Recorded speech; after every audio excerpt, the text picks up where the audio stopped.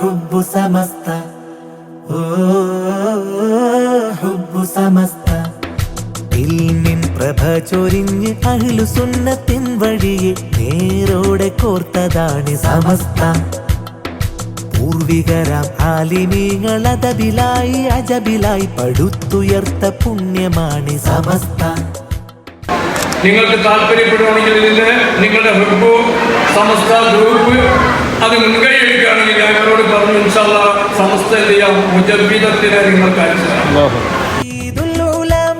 കരങ്ങളിൽ സുരക്ഷിതം ശൈഖുനാ കോയോടിൽ ധന്യമീ വരം.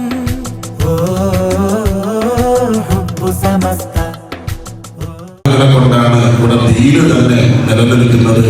ദീന് വെറും ആലിമീകൾ മാത്രം കരുതിയാൽ നിലനിൽക്കൂല. നമ്മളെ പോലുള്ള ഉമറാക്കളുടെ സഹകരണവും ദുആയും മനസ്സുമൊക്കെയാണ് ദീന് നിലനിൽക്കാനുള്ള കാരണം. വിജയത്തിലേക്ക് ഉയരുന്ന ഒരു സംഘടനയാക്കി അല്ലാഹു മാറ്റി തരട്ടെ.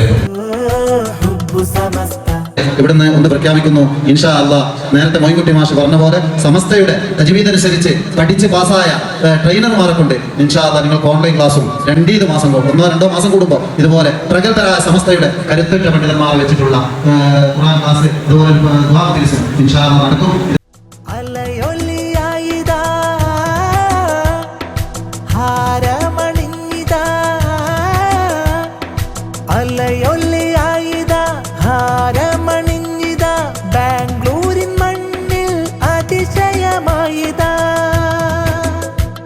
സമസ്തയിൽ വളർന്നിടാം, സൽപ്രഭയേകിടാം, സൽസബീൽ സിറാത്തും കടന്നിടാം.